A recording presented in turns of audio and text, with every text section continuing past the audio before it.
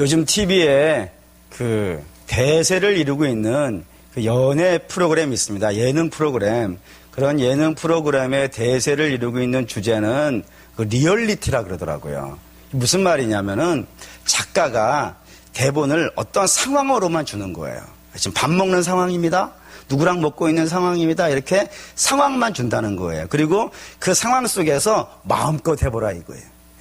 뭐 하고 싶은 말 있으면 하고 만들고 싶은 상황이 있으면 만들고 이렇게 자유롭게 하는 거라 그럽니다. 그렇기 때문에 그런 프로그램이 대세를 이루고 있는 방송에서 누가 각광받는 연예인일까요? 그건 순발력이 있는 사람이라는 거예요. 근데 그때 상황이 딱 되면 어떻게 반응할까? 이거를 빨리빨리 깨닫고 빨리빨리 행동하고 적절하게 행동하는 그걸 리액션이라 그러던데 그런 리액션을 잘하는 사람들이 환영을 받고 얼마나 환영을 받냐면 그런 리액션 잘하는 사람을 흔히 예능신이 임한 사람 뭐 이렇게 부를 정도로 뭐 대단하게 대접해주고 박수 쳐주는 것들을 보게 됩니다. 그런데 그렇게 적절한 리액션 반응해주는 것 이런 것들이 꼭 TV에서만 TV쇼에만 있는 건 아닌 것 같아요. 우리의 삶에서도 그 어느 순간순간에 적절하게 반응하는 것은요, 굉장히 가치 있지 않습니까? 뭐 예를 든다면, 손뼉도 어떻게 소리가 나는 거예요? 마주쳐야 나는 거예요. 혼자서만 애를 써봐야, 뭐 오른손만 애써봐야 왼손이 반응해주지 않으면은 뭐 제대로 소리가 날 수 없겠죠. 또 뿐만 아니라, 반대 경우도 있어요. 그 분위기에 적절하게 행동하지 못하는 사람을 우리 고문관이라 그러지 않습니까? 분위기 파악 못하는 사람. 뭐 이렇게 부르기도 하듯이 그 상황에 적절하게 반응을 한다는 건 TV쇼든 우리의 인생이든 적절한 것 같아요. 그러면 이런 질문 하나 될까요? 설교에는 어떻게 반응해야 될까요? 설교에도 적절한 반응이 있을까요? 라고 얘기하면 이제 오늘 이야기를 해야 됩니다. 8절입니다. 8절 읽을게요. 그러므로 내가 편지로 너희를 근심하게 한 것을 후회하였으나 지금은 후회하지 아니함은 그 편지가 너희로 잠시만 근심하게 한 줄을 알미라. 제가 설교를 하면서 요즘 반성하고 있는 게 몇 가지가 있습니다. 그 중에 하나가 뭐냐면 성경을 너무 빨리 읽는다는 거예요. 근데 이게 여러분도 한 7년 정도 훈련을 하셨더니 여러분도 엄청 빨라요. 우리 천천히 설교도 좀 천천히 읽고 설교도 좀 천천히 하고 좀 해야 될 필요가 있겠어요. 예? 이게 무슨 내용이냐면 두 가지가 들었어요. 첫째는 이 편지를 처음 썼을 때는요. 내가 후회했다 이거예요. 편지를 처음 썼을 때는 굉장히 내가 후회를 했다라는 게 첫 번째고 두 번째는 지금 생각해 보니까 참 잘했던 것 같다라고 하는 이 두 가지 내용이 이 8절에 들어있습니다. 이게 무슨 말이냐면 우리가 지금까지 고린도 전서도 봤고 고린도 후서도 봐가지만 이 고린도에 보낸 편지의 전체적인 분위기는 별로 안 좋습니다. 분위기가 별로 안 좋아요. 얼마나 분위기가 안 좋은지 이걸로 볼까요? 고린도 전서입니다. 전서 1장 4절에서 5절. 고린도 전서 1장 4절에서 5절. 이걸 한번 고린도 전서의 전체 분위기를 한번 파악해 보겠습니다. 1장 서론인데 1장 4절부터 읽겠습니다. 그리스도 예수 안에서 너희에게 주신 하나님의 은혜로 말미암아 내가 너희를 위하여 항상 하나님께 감사하노니 이는 너희가 그 안에서 모든 일 곧 모든 언변과 모든 지식에 풍족하게 하사. 이게 이제 서론인데 바울이 이렇게 얘기하는 거예요. 내가 생각할 때마다 너희를 생각할 때마다 어떤 마음이 든다고요? 감사하는 마음이 드는데 그 감사하게 되는 마음의 이유가 뭐냐면 하나님께서 너희의 믿음을 견고하게 하시려고 여러 가지 은사도 주시고 여러 가지 선물도 주시고 여러 가지 많은 것들을 내려주셨다 이거예요. 그렇게 이야기하는 것이라 이겁니다. 분위기가 어떤 것 같아요? 별로 안 좋지 않습니까? 잘 안 좋은지 느낌이 이걸로 비교해보죠. 빌립보서 1장 3절에서 5절 이걸로 비교해볼게요. 비슷한 내용이 진행되는데 이게 전혀 달라요. 분위기가. 빌립보 1장 3절에서 5절 읽겠습니다. 내가 너희를 생각할 때마다 너희 하나님께 감사하며 간구할 때마다 너희 무리를 위하여 기쁨으로 항상 간구함은 너희가 첫날부터 이제까지 복음을 위한 일에 참여하고자 있기 때문이라. 바울이 이렇게 한 거예요. 똑같이 뭐라 그래요? 나 너희 생각하면서 기쁘다. 감사하다. 왜요? 너희가 처음부터 나의 복음 활동에요. 같이 참여해줬지 않냐? 얼마나 좋은지 모르겠다. 안 달라요? 네? 다르죠? 뒤에 거 빌립보서는 이렇게 웃음 표시가 한 100만 개는 있는 것 같지 않습니까? 앞에 거는 인상 팍 쓰고 난 너희를 위해서 감사하는데 하나님이 너한테 많이 줬어. 너희들 믿음이 좋아지라고. 이렇게 얘기하는 것과 난 너희를 감사하는데 너희 보면 막 기뻐. 다르잖아요.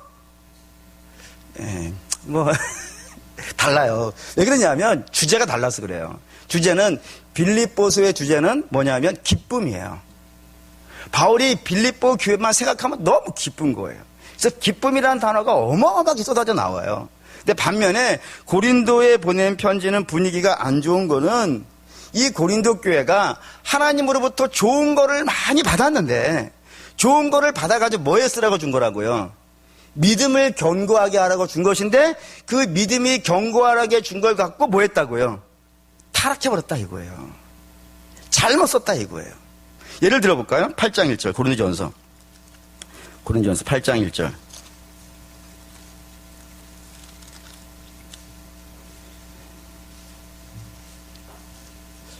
고린도전서 8장 1절 읽겠습니다. 우상의 제물에 대하여는 우리가 다 지식이 있는 줄을 아나 지식은 교만하게 하며 사랑은 덕을 세우나니. 하나님께서 고린도 교회에 뭐를 주셨냐면 지식이라는 걸 주셨다 이거예요.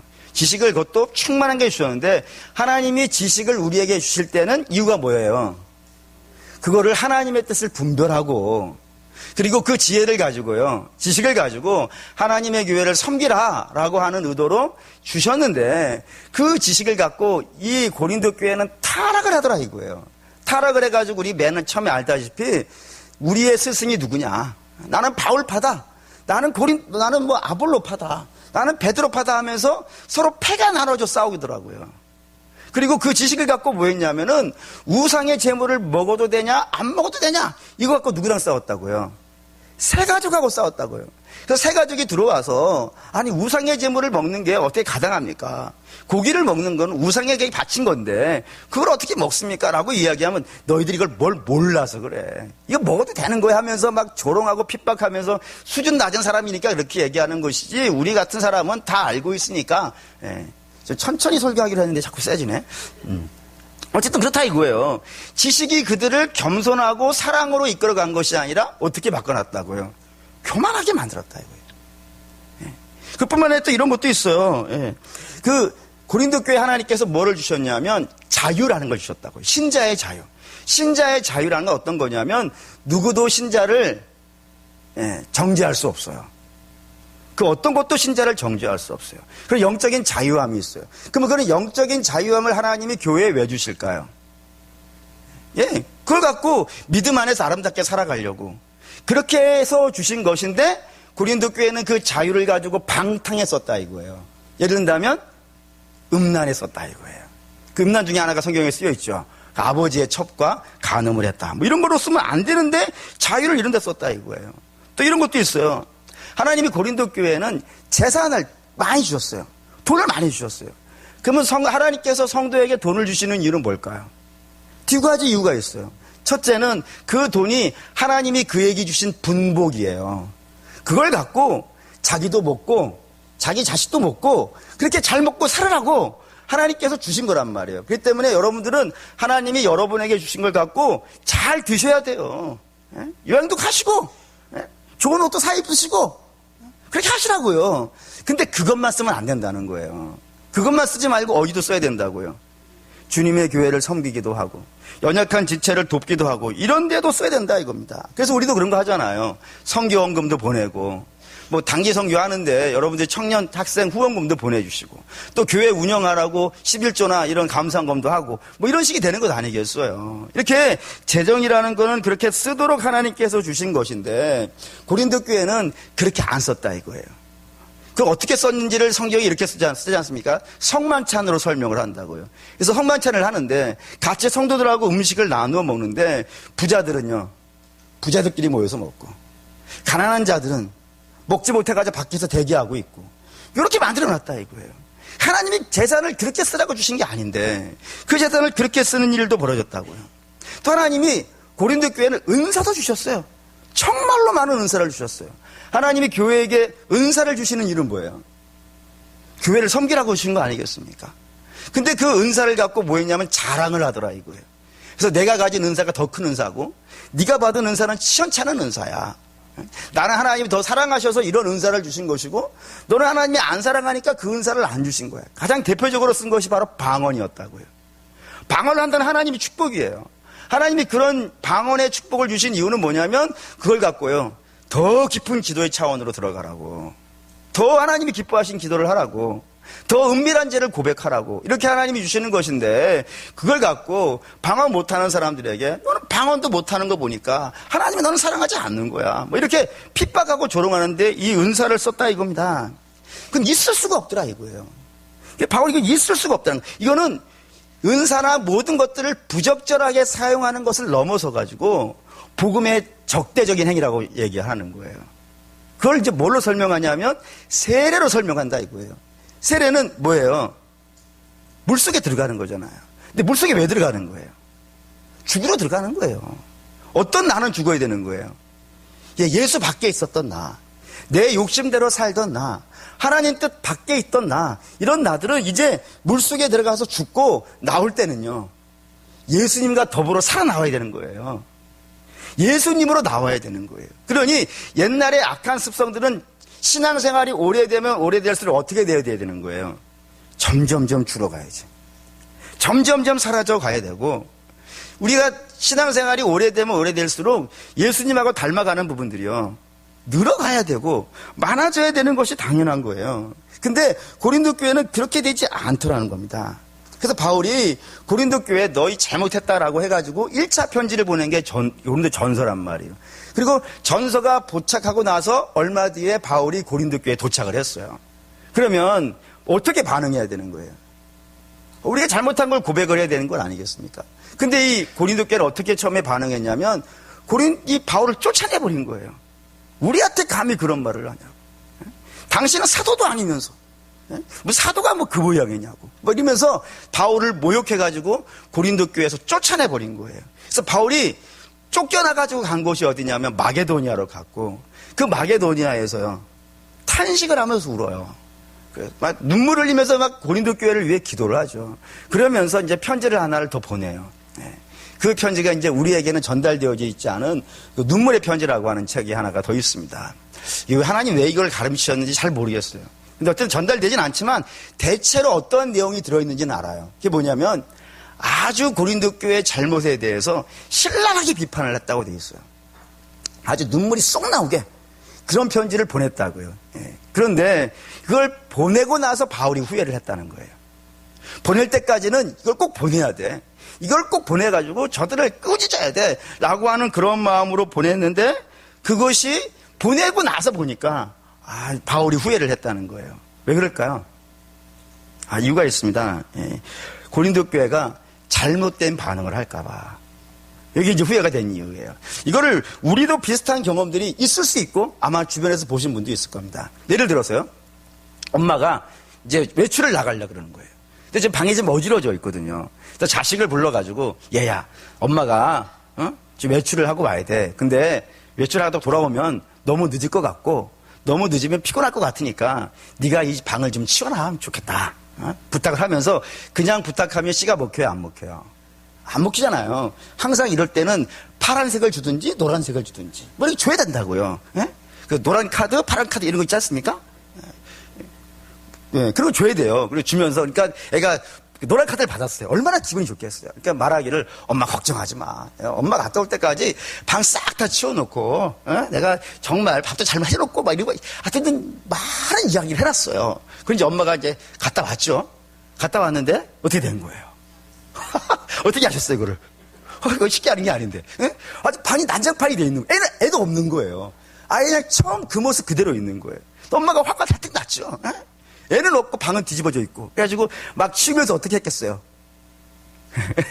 기억 니은 디글 리을, 기억 니은 디글 리을, 기억 니은 디글 리을 막 그랬을 거 아니에요. 근데 그때 애가 들어온 거예요. 그래서 그럼 어떻게 하겠어요, 엄마가? 수고했다. 이러지 않겠습니까? 너 이놈의 자식, 너 어디 갔다 왔어? 했더니 뭐 오라시 갔다 왔다 그러고 막. 그러니까 너 청소하라 그랬더니 왜 청소도 안 해놓고 막 나가냐 했더니, 애기가 그러면 어떻게 반응을 해야 정상이에요? 죄송합니다. 눈물 뚝뚝뚝 흘리면서, 제가요 청소를 하려고 했는데 노란색이 자꾸 나를 불러가지고 오락실도 전화가 와요. 막 어쩔 수 없이 막 나도 가고 싶진 않은데 안 돼요 하면서 갔다 왔어요. 한 번만 용서해 주세요. 이렇게 반응해야 돼 정상이잖아요. 근데 이렇게 반응하지 않고 아니 어떠냐고 말이지.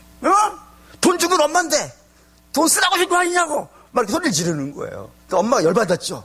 열받아가지고 뭐라 그러겠어요. 돈 내놔. 다 쓰고 왔는데 꼴도 보기 싫어 나가 이렇게 얘기한 거예요. 물론 이런 말 하면 안 되지만 그렇게 할 수 있잖아요. 나가 있어. 그러니까 애기가 나가라는 건 어디로 나가라는 거예요? 방으로 나가라는 거지.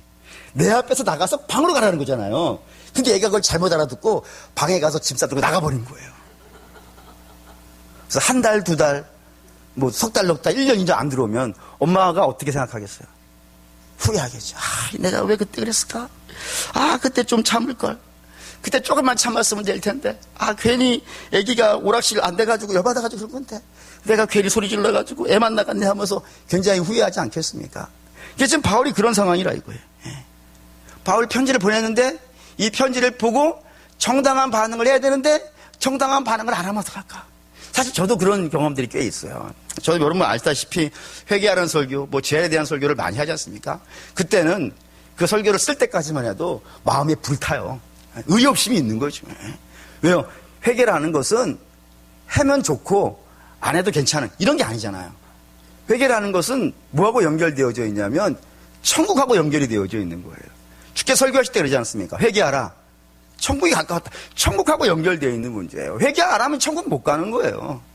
반드시 성도들을 회개를 시켜야 될 것이고 회개를 통하여 자꾸 믿음이 성장해 가는 이런 것들을 만들어내야 되는 사명이 목사에게 있기 때문에 여러분들을 반드시 천국으로 인도하기 위해서는 결국에는 할 수밖에 없는 메시지가 뭐냐면은 회개하라는 메시지를 해야 되고 그 회개하라는 메시지를 통해서 여러분들을 어디로 인도해 와야 되는 거예요.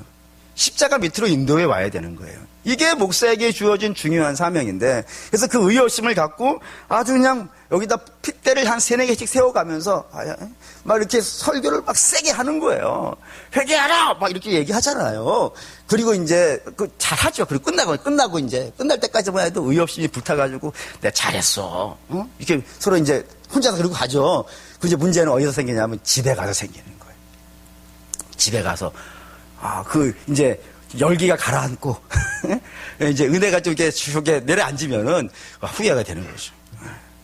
어떤 후회가 되냐면은 우리 성도들 요즘 가뜩이나 경제도 어렵고 살아가는 것도 힘들다고 하는데 하나님 안에 와가지고 위로받고 좀 쉬고 그런 마음들 다 있지 않겠어요?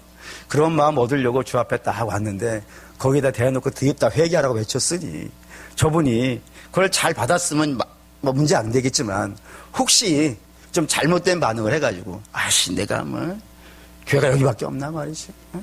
이 대한민국에 교회가 지금 몇 개인데 지금 내 마음을 편하게 해주는 그런 교회로 내가 가버릴 거야? 아니 그렇게 했다는 게 아니고 제 마음에 그런 생각이 드는 거예요. 그 마음에 그런 생각이 드는 거예요. 그러면 안절부절해지는 거죠. 근데 그렇게 안절부절하고 있는 그때에 그 주일에 그 성도가 안 나온 거예요. 그럼 이제 그 마음이 어떻게 되겠어요? 이때 쓰는 유명한 단어가 있어요. 그게 뭐냐면 환장이죠. 환장하는 거예요, 진짜로. 안절부절하고 밖에 나가가지고 우리 부교육자한테 붙잡고 가서 방증 전화하라고 막 이렇게 난리가 나는 거예요. 그런 일들이 이제 종종 있단 말입니다. 그때 이제 후회를 하죠. 괜히 그래가지고 말이지. 그 전 바울이 이해가 돼요. 솔직히 말하면. 그 편지를 써놓고 후회할 수밖에 없는 그 심정이 이해가 된다 이거예요. 근데 더욱이 이 디도라는 사람이 편지를 가지고 왔는데 편지를 갖다 주고 빨리 와서 소식을 전해줬으면 좀 낫지 않겠어요? 근데 이 디도는 그 이름이 디도예요. 좀 늦게 올 것 같지 않습니까?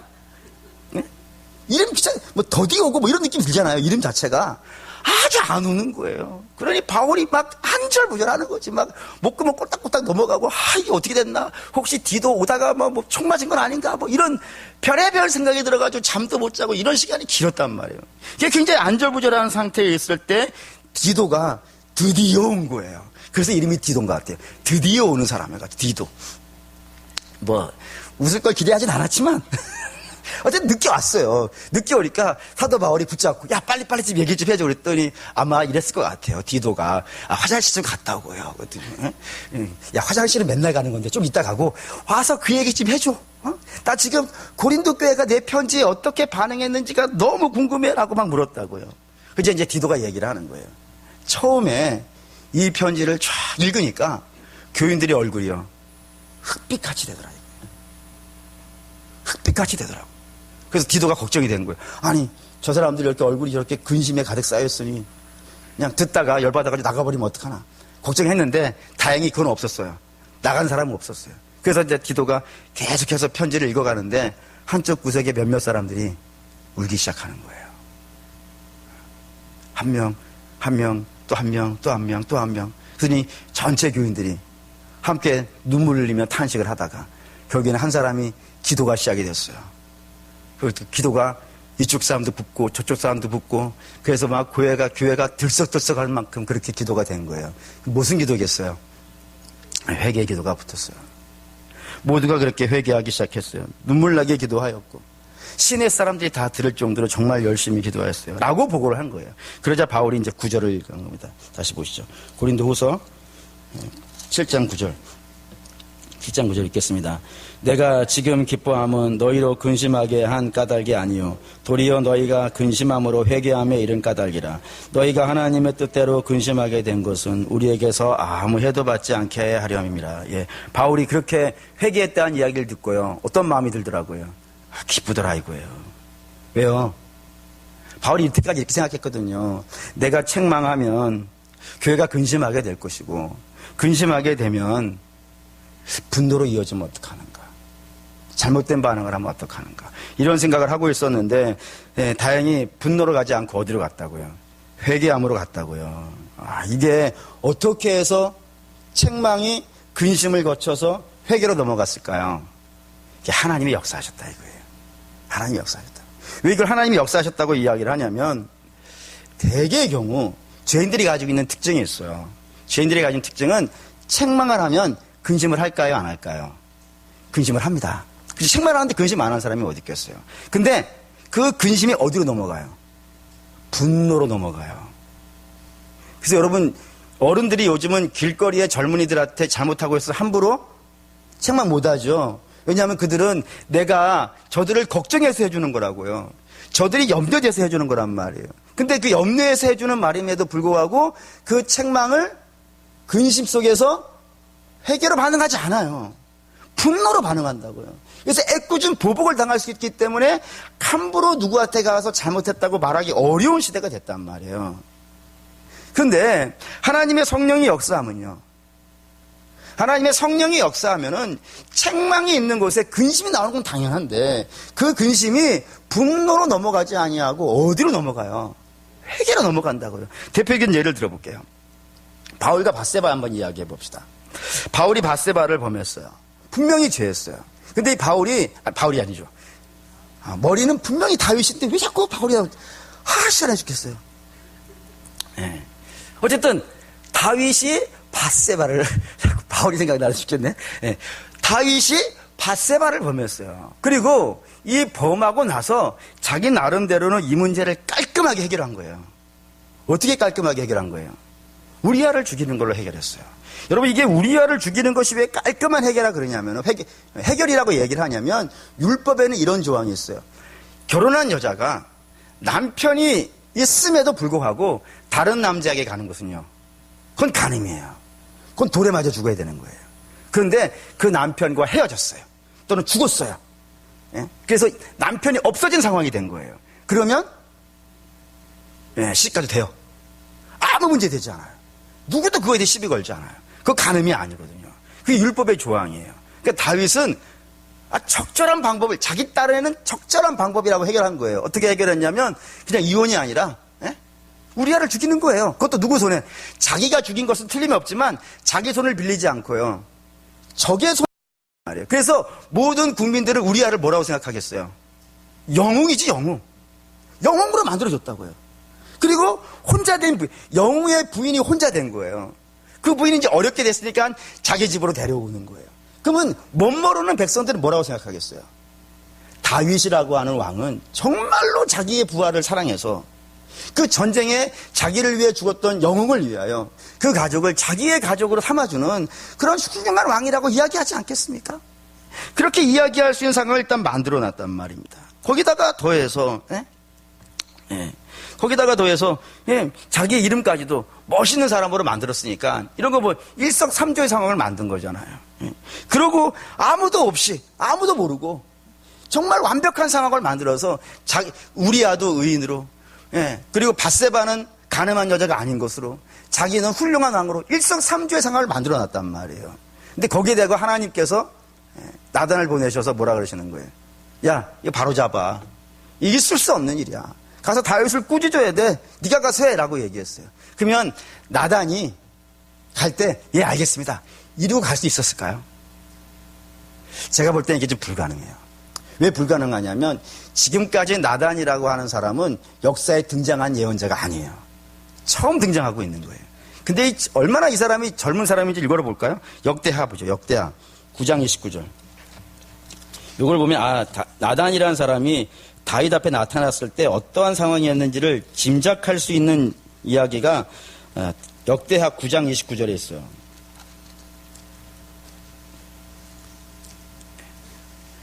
역대하 9장 29절. 668페이지 역대하 9장 29절 읽어보겠습니다. 이 외에 솔로몬의 시종 행적은 선지자 나단의 글과 실로 사람 아이야의 예언과 선견자 이도의 묵시책 곧 이도가 느밧의 아들 여로보암에 대하여 쓴 책에 기록되지 아니하느냐. 이게 무슨 내용인가 하시겠지만 제가 본 것은 뭐냐면 이거예요. 솔로몬의 전기를 누가 썼다고요? 나단이 썼다고요. 그럼 무슨 뜻이겠어요? 솔로몬이 죽을 때까지도 나단은 살아있는 거예요. 그래야 전기를 쓸 수 있지 않겠어요? 그러면 다윗 앞에 나단이 섰을 때는 몇 살쯤 됐겠어요? 상당히 어렸겠지. 상당히 아직 예언자로서 대중에게 알려진 사람도 아니고 나이도 상당히 어린 사람이라고요. 거기다가 지금 왕은 보통 왕이 아니고 국민대적 지지가요. 엄청난 왕이잖아요. 엄청난 왕이고 존경받는 왕이고 그리고 나이도 자기보다 몇 배 연배가 많은 왕이고 그리고 결정적으로 왕이고 그런 사람 앞에 가가지고 그 사람이 또 자기의 죄를 기가 막히게 숨겼다고 말이에요. 그 얼마나 자기도 부끄럽고 그거 드러나면 안 되는 것이기 때문에 숨겨놓은 죄란 말이에요. 그거를 까내라 라고 이야기를 들었을 때 나단이 쉽게 결정할 수 있는 문제가 아닐 거예요. 그런데도 불구하고 갔어요. 갔대 아마 그런 느낌이었을 거예요. 집 나갈 때, 집에서 출발할 때 그 집을 내가 다시 볼 수 있을까? 이런 마음도 들었을지 모르고 다윗 앞에 서가지고 이야기할 때는 등골에요. 담이 쫄쫄쫄 흘렀을지도 모르겠어요. 그런 상황임에도 불구하고 나단이 하나님이 전하라고 하는 심판의 메시지를 전했다고요. 그러자 다윗이 어떻게 반응하냐면 이걸로 읽습니다. 사무엘하 12장 13절. 사무엘하 12장 13절.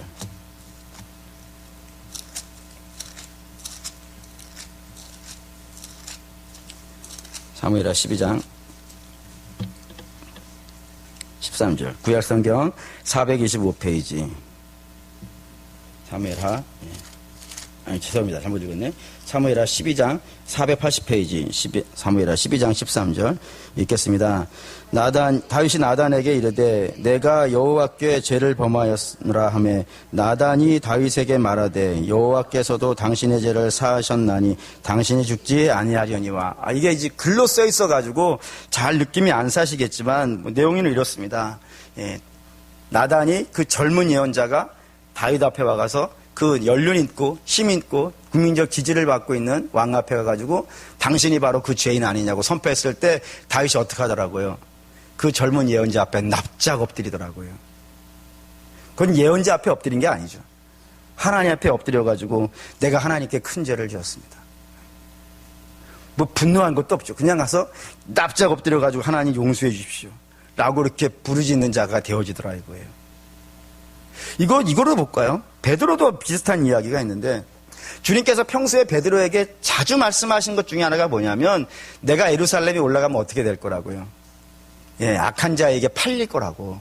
그 저들 손에 내가 죽게 될 거라고 이야기하자 베드로는 그런 주님께 늘 자기가 한 얘기가 있어요. 뭐냐면 절대로 그런 일은 없을 거라고. 절대로 그런 일은 없을 거라고. 내가 목숨 걸고 주님을 지켜드릴 테니까 걱정하지 말라고 그렇게 얘기했어요. 그런데 정작 그런 시간이 되니까요, 다 도망가 버린 거예요. 그래서 주님이 붙잡혀 가셨는데 어디로 붙잡혀 가셨냐면 가야바라고 하는 대제사장의 집으로 끌려갔단 말이에요. 그 집에 법정이 있었기 때문에 가야바 법정으로 이제 끌려가신 거예요, 집으로. 그때 다른 제자들은 다 도망갔지만 그래도 베드로는 좀 용기를 냈나 봐요. 용기를 내가지고 가야바의 집까지 찾아왔는데 거기에서 한 어린 여종이, 탈든 군사도 아니고 어린 여종이 당신도 저 사람과 같이 다니던 그 사람 아니냐라고 이렇게 묻잖아요. 그 물으니까 뭐 따진 것도 아니고 물었다고 돼 있는데 그 물은 것에 대해서 베드로가 어떻게 반응을 하냐면은 주님을 부인하는 거로 반응을 해요. 그것도 몇 번이나요? 3번이나. 3번이나 부인할 뿐만 아니라 한 걸음 더 나가서요, 저주까지도 한단 말이에요. 그때 중요한 장면이 하나 나와요. 볼까요? 누가복음 22장 61절. 누가복음 22장 62절.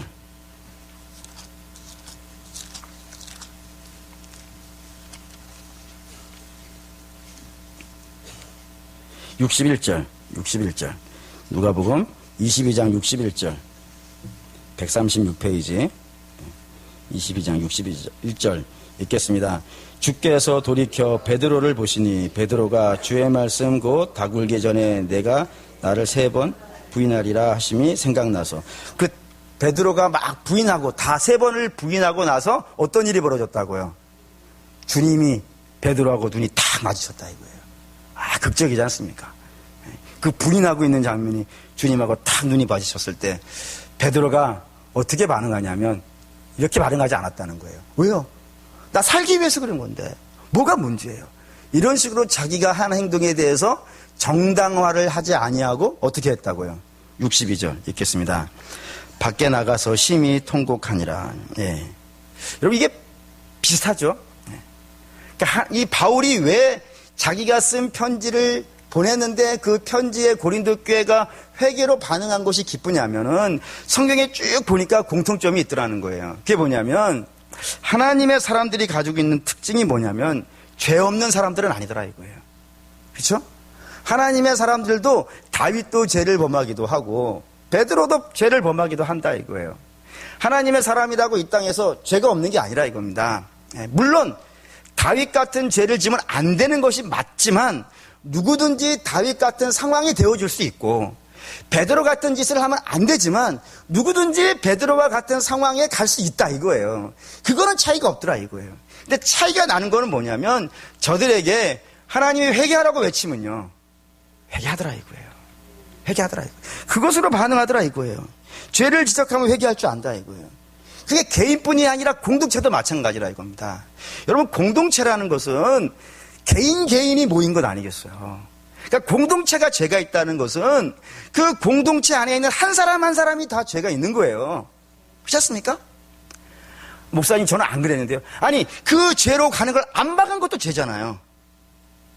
공동체의 죄는 한 사람 한 사람이 다 지은 거예요. 그러면 교회가 책망받을 만한 일이 생겼다 그런 것은 그 교회 안에 목사도 마찬가지고 성도도 마찬가지고 누구나 그 죄예요. 다 동참한 사람이 된 거예요. 그 동참한 성도들을 향해서 바울이 지적을 했는데 그 지적한 것에 대해서 고린도 교회가 거부하거나 자기가 하는 행동에 대해서 정당화를 한다든가 자기가 옳다고 한다든가 자기 고집을 주장하고 있는 것이 아니라 어떻게 했다고요? 회개했다고요. 그게 무슨 증거라는 거예요? 그게 고린도 교회는 하나님의 교회라고 하는 증거라 이거예요. 그래서 그게 바울이 너무너무 기쁜 거예요. 죄를 지적했더니 하나님이 역사하셔가지고 저들을 회개 자리에 앉혀놓으시는 이 장면이 바울에게 너무 기쁜 거예요. 그래서 10절과 11절 읽어보겠습니다. 고린도후서 7장 10절과 11절 10절과 11절 읽겠습니다. 하나님의 뜻대로 하는 근심은 후회할 것이 없는 구원에 이르게 하는 회개를 이루게 하는 것이요 세상 근심은 사망에 이르는 것이라. 보라, 하나님의 뜻대로 하게 된 이 근심이 너희를 얼마나 간절하게 하며 얼마나 변증하게 하며 얼마나 분하게 하며 얼마나 두렵게 하며 얼마나 사모하게 하며 얼마나 열심 있게 하며 얼마나 벌하게 하였는가. 너희가 그 일에 대하여 일체 너희 자신의 깨끗함을 나타내었느니라. 예. 하나님이 우리에게 주시는 그 회개하라고 하는 우리의 죄를 끄집어내시고 우리로 하여금 죄의 자리에서 회개하게 만드시는 것은 하나님의 역사이고 그 역사가 나타나면 어떤 일이 벌어진다고요? 내가 죄를 무서워한다 이거예요. 죄를 끔찍하게 싫어하기 시작한다고요. 그리고 거기서 벗어나려고 그러고 거기에서 그 죄가 얼마나 큰 벌을 받는지를 알게 하고 그걸 자꾸 벗어버리려고 하고 그렇게 하면서 어떻게 되는 거예요? 예. 회개하면서 조금씩 나가는 거예요. 성도는요, 어떻게 발전하냐면 회개하면서 발전해 가는 거예요. 하나님이 오늘 이 부분을 나를 드러나게 하셨어요. 그럼 그걸 가지고 하나님의 성령이 역사하면 그게 회개가 된단 말이에요. 회개하면서 그걸 어떻게 했을지 다음에 그게 다시 사로잡힐 수 있을지는 모르겠지만 하나님이 나를 책망하고 있을 때 그걸 버린다고요. 벗어나려 그러고 하나님 저를 좀 도와주세요. 이 간악하고 악한 죄에서부터 나를 좀 떠나게 해주세요 하면서 거기에서 조금씩 벗어나기 시작하면서 발전해가는 모습이 있더라 이겁니다. 그래서 그런 모습이 어디에 나타난 거예요? 고린도 교회에. 그 문제 많고 그 복잡한 고린도 교회에 그런 모습이 나타나니까 바울이 그게 너무 기쁜 거예요. 아, 하나님이 역사해 주셨구나. 하나님 저들을 지금도 붙잡아 주시고 역사해 주시기 때문에 이런 일이 나타난 거구나 라고 하면서 기뻐하더라 이겁니다. 이게 오늘 우리에게도 참 중요한 문제가 되는 거예요. 저는 여러분에게 부득불 죄에 대해서 설교할 수밖에 없습니다. 그리고 할 것이고요. 네. 집에 가서 벽 붙잡고 왜 내가 그 설교를 그거 왜 했을까 라고 후회할 겁니다 또. 네. 100% 그렇습니다. 뭐 마음이 약하기 때문에 여러분들이 이렇게 얼굴 찌푸리면 혼자 마음 아파가지고 일주일 내내 괴로워하고 뭐 그러니까 그럴 겁니다. 그럼에도 불구하고 또 하나님이 너 가서 그거 외쳐 그러면 등골에 땀 줄줄줄 흘리면서 또 그게 하게 될 거예요. 근데 왜 그러냐면 의사가 환자 아프다고 살살할 수 있습니까? 할 건 해야죠. 목사도 저는 마찬가지라고 생각해요. 어쩌면 영의 문제를 담당하고 있는 자들이 더 복잡할 수 있어요. 그래서 할 건데 중요한 건 이거예요. 회개를 외치라고 한 자는 상이 크지 않습니다. 회개를 하라고 물론 없는 건 아니겠죠. 물론 없는 건 아니겠지만 회개를 하라고 외치는 자는 상이 크지 않습니다. 마치 연애 프로그램에서 말을 먼저 한 사람이 인기 있는 것이 아니라 그 말을 받아가지고 기가 막히게 반응해 주는 사람이 더 대접을 받아요. 그걸 이제 유재석이라 그런 거지 않습니까? 옛날에 그 사람 별로 인기 없는 사람인데 그 리액션을 기가 막히게 하는 사람으로 돼 있다. 그게 세상에서 인정받는 거예요. 근데 저는 하나님 나라에서 그게 비슷할 거라는 생각이 들어요. 회개를 외친 사람은 상이 있겠지만 크지는 않겠지만 누가 큰 거예요? 그 이야기를 듣고 회개의 자리에 앉은 사람. 그 사람은 하나님이 상이 클 거라 믿습니다. 그리고 저는 우리 사랑하는 성도들이 주의 말씀을 듣고 때로 책망하는 설교를 듣더라도 그것이 이렇게 반응되어졌으면 좋겠어요. 하나님이 나의 죄를 끄집어내셨구나. 그러니까 열받아서 막 화가 나시겠지. 근데 화가 분노로 나는 것이 아니고 주 앞에 회개하면서 자기 죄를 바라보면서 그 자기 죄에 대해서 분노하고 자기 죄에 대해서 미워하고 그런 식으로 반응을 하셔가지고 그 죄를 자꾸 떨궈내실 수 있는 저와 여러분 되셨으면 좋겠습니다. 그래서 하늘에 가서 하나님께 받을 상이 있는 저와 여러분 되시기를 주의 이름으로 축원합니다. 아멘. 기도하겠습니다.